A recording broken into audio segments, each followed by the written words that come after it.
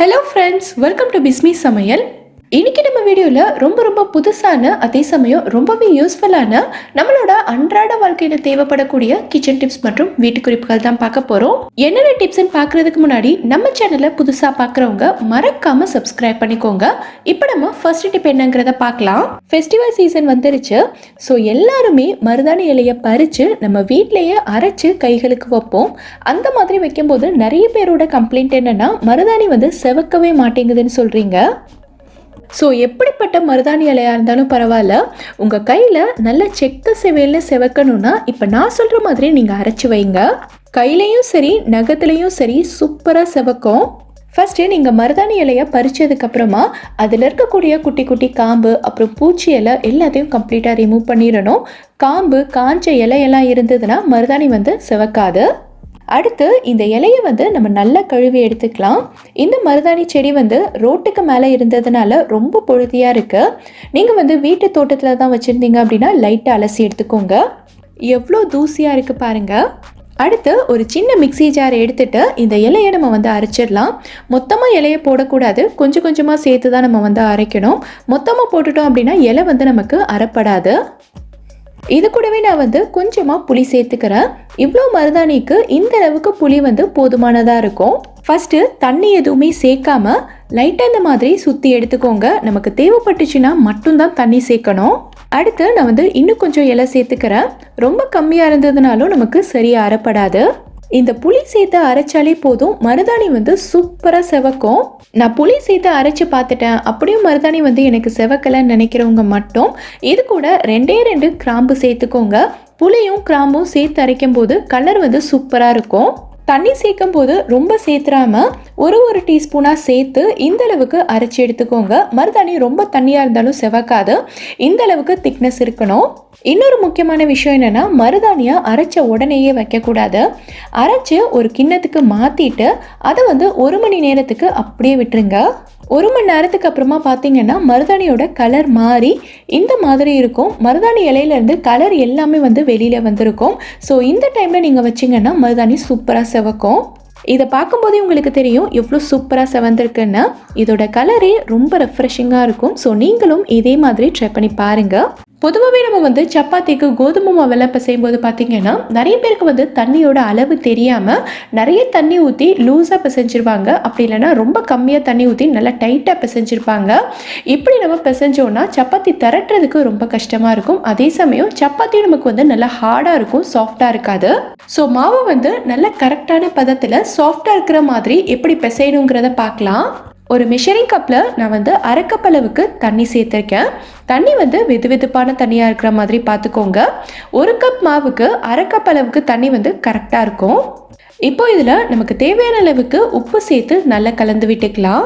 உப்பு இந்த தண்ணியில் நல்லா கரைஞ்சதுக்கு அப்புறமா நம்ம மாவு சேர்த்துக்கலாம். மாவும் தண்ணியும் ஒரே கப்பில் தான் அளந்து எடுக்கணும். 1 கப் அளவுக்கு மாவு எடுத்திருக்கேன்.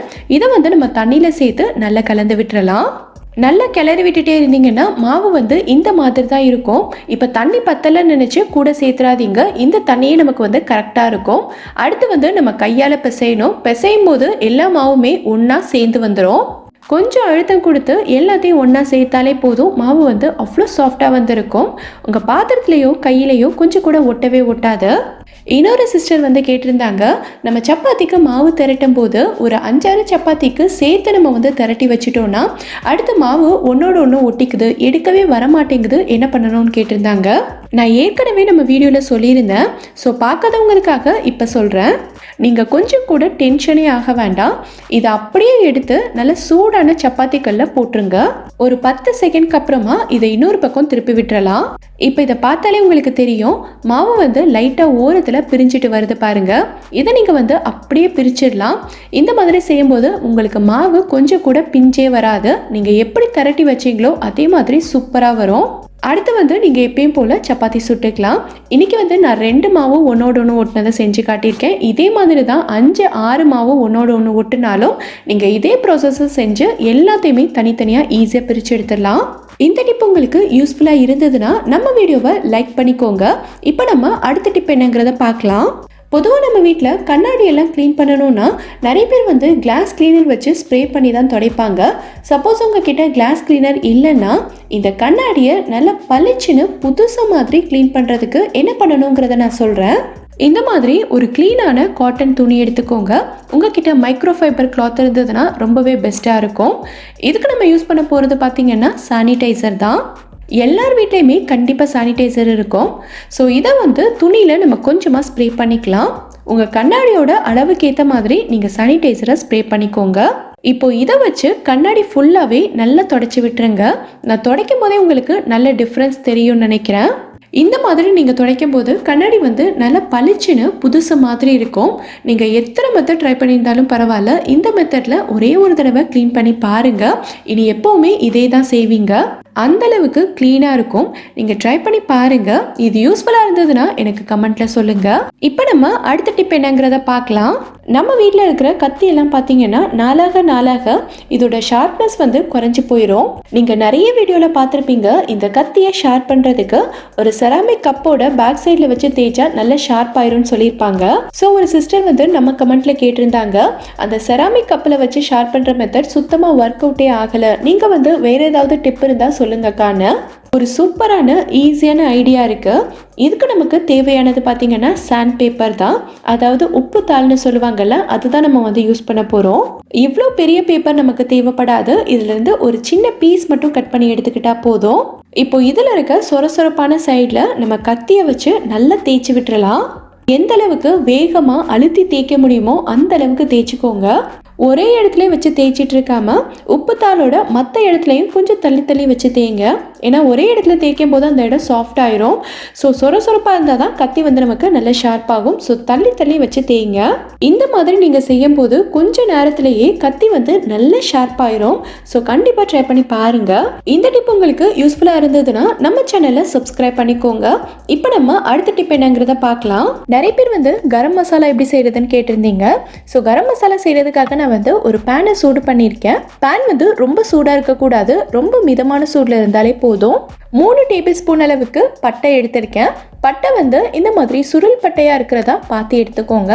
சுருள் பட்டை எடுத்தீங்கன்னா தான் உங்களுக்கு ஃப்ளேவர் வந்து ரொம்ப நல்லாயிருக்கும். சின்ன பீசஸாக உடச்சி எடுத்திருக்கேன். இதை பேனில் சேர்த்துடலாம். அடுத்து வந்து 2 டேபிள் ஸ்பூன் அளவுக்கு கிராம்பு எடுத்திருக்கேன். கிராம்பில் பார்த்தீங்கன்னா சின்னதாக ஒரு மொட்டு இருக்கும். அதுதான் இந்த கிராம்புலையே அதிகமான ஃப்ளேவர் கொடுக்கக்கூடியது. ஸோ அது உடையாத மாதிரி பார்த்து எடுத்துக்கோங்க. அடுத்து 2 டேபிள் ஸ்பூன் அளவுக்கு ஏலக்காய் சேர்த்துக்கிறேன். அடுத்து ஒரு 5-6 ஸ்டார் அனீஸ், அதாவது அன்னாசி பூன்னு சொல்லுவாங்கல்ல, அதை வந்து சின்னதாக உடச்சி வச்சிருக்கேன். இதை நம்ம சேர்த்துக்கலாம். 2 பீஸ் கல்பாசி எடுத்திருக்கேன், இதையும் சேர்த்துக்கலாம். 1 டேபிள் ஸ்பூன் அளவுக்கு மிளகு, 1 டீஸ்பூன் சோம்பு, 1 டீஸ்பூன் சீரகம், ஒரே ஒரு பீஸ் வந்து ஜாதி பத்திரி சேர்த்துருக்கேன். இது உங்ககிட்ட இருந்தால் சேர்த்துக்கலாம், இல்லைன்னா ஸ்கிப் பண்ணிக்கோங்க. கடைசியாக 4-5 பிரியாணி இலை சேர்த்துட்டு இது எல்லாத்தையும் நம்ம வந்து வறுத்துக்கலாம். ஸ்டவ்வை வந்து ரொம்ப கம்மியான நெருப்பில் வச்சு வறுத்துக்கோங்க, இல்லைன்னா நம்ம சேர்த்த பொருட்கள் எல்லாமே தீஞ்சிரும். இல்லை உங்கள் ஊரில் வந்து நல்ல வெயில் அடிக்குது அப்படின்னா இது எல்லாத்தையும் 2 மணி நேரத்துக்கு வெயிலில் வச்சு எடுத்துக்கோங்க.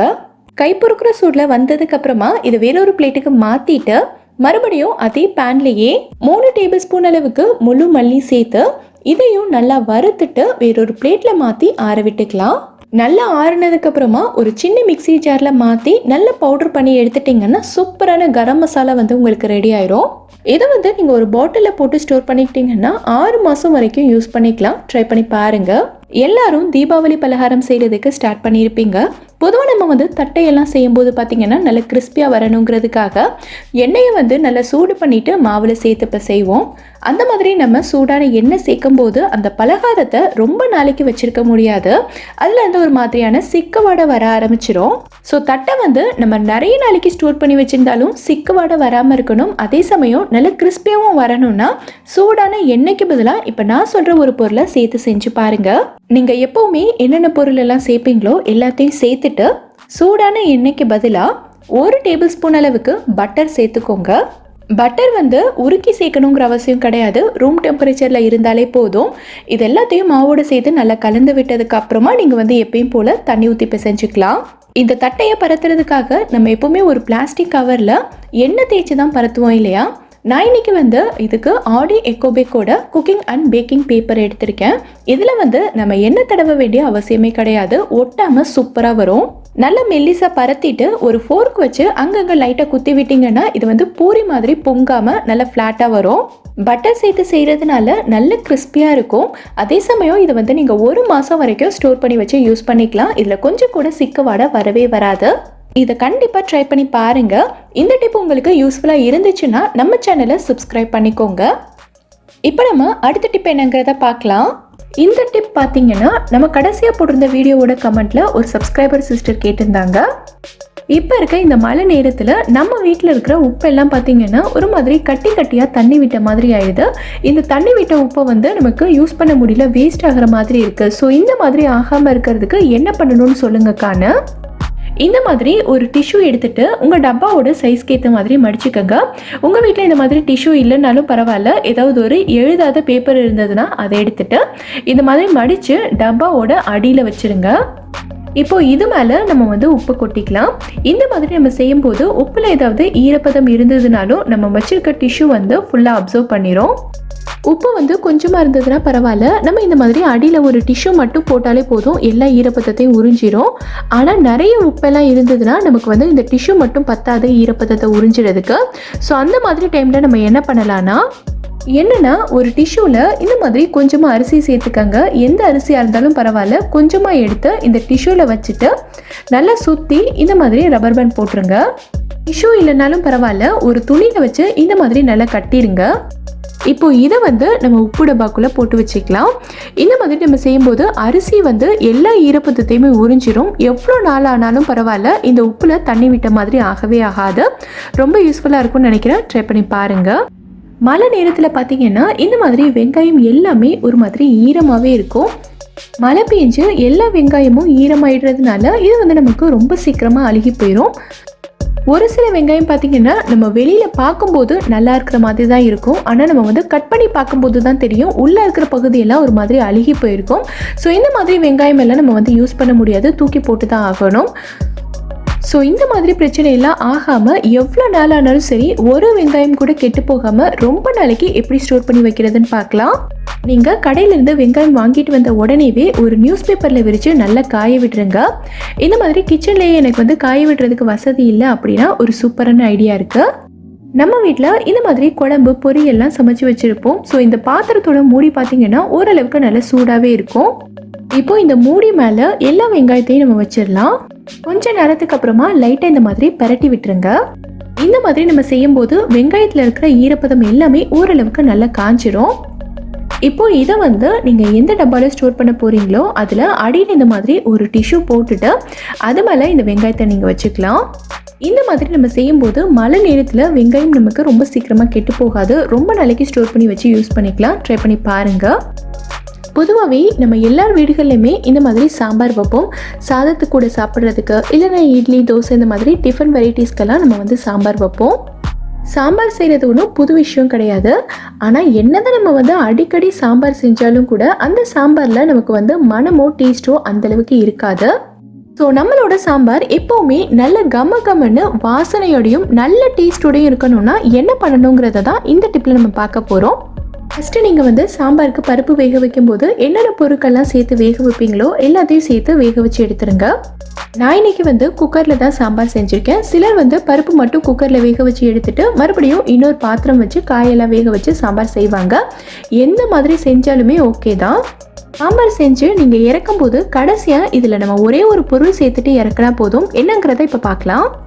சாம்பாரில் கடைசியாக நம்ம சேர்க்க போகிறது பார்த்திங்கன்னா பெருங்காயத்தூள் தான். இந்த பெருங்காயத்தூள் வந்து நம்ம சாம்பாருக்கு பருப்பு வேக வைக்கும்போது அதோடையும் சேர்த்துருப்போம். அந்த டைமில் கொஞ்சமாக சேர்த்துட்டு இப்போ கடைசியாக எப்படி சேர்க்கணுங்கிறத நான் சொல்கிறேன். கொஞ்சமாக பெருங்காயத்தூள் எடுத்துட்டு அது கூடவே 1 டேபிள் ஸ்பூன் அளவுக்கு தண்ணி சேர்த்துட்டு இந்த மாதிரி நல்லா கலந்து விட்டுருங்க. இப்போ சாம்பார் எல்லாம் பார்த்தீங்கன்னா இந்த அளவுக்கு நல்லா கொதிச்சு ரெடி ஆயிடுச்சு. இப்போ நம்ம ஸ்டவ் ஆஃப் பண்ணுறதுக்கு முன்னாடி நம்ம கரைச்சி வச்சிருக்க பெருங்காயத்தை இதில் சேர்த்துட்டு நம்ம ஒரு தடவை நல்லா கலந்து விட்டுட்டு ஸ்டவ் ஆஃப் பண்ணிக்கலாம். இந்த மாதிரி நம்ம செய்யும்போது சாம்பார் பார்த்தீங்கன்னா நல்ல கமன்னு வாசனையாக இருக்கும். இதோட டேஸ்ட்டுமே ரொம்ப சூப்பராக இருக்கும். ட்ரை பண்ணி பாருங்கள். இந்த வீடியோவில் நான் சொல்லியிருக்க எல்லா டிப்ஸுமே உங்களுக்கு ரொம்பவே யூஸ்ஃபுல்லாக இருக்கும்னு நினைக்கிறேன். எந்த டிப் உங்களுக்கு ரொம்ப யூஸ்ஃபுல்லாக இருந்ததுங்கிறத கீழே இருக்க கமெண்ட்டில் எனக்கு சொல்லுங்கள். இந்த வீடியோ உங்களுக்கு பிடிச்சிருந்தா லைக் பண்ணுங்க, உங்க ஃப்ரெண்ட்ஸ் உங்க ஃபேமிலி மெம்பர்ஸ் கூட இந்த வீடியோவை ஷேர் பண்ணுங்க. மறக்காம நம்ம பிஸ்மி சமையலுக்கு சப்ஸ்கிரைப் பண்ணிட்டு பக்கத்தில் இருக்கக்கூடிய பெல் ஐக்கானை கிளிக் பண்ணி அதில் ஆல் ஆப்ஷனையும் செலக்ட் பண்ணுங்க. தேங்க்யூ.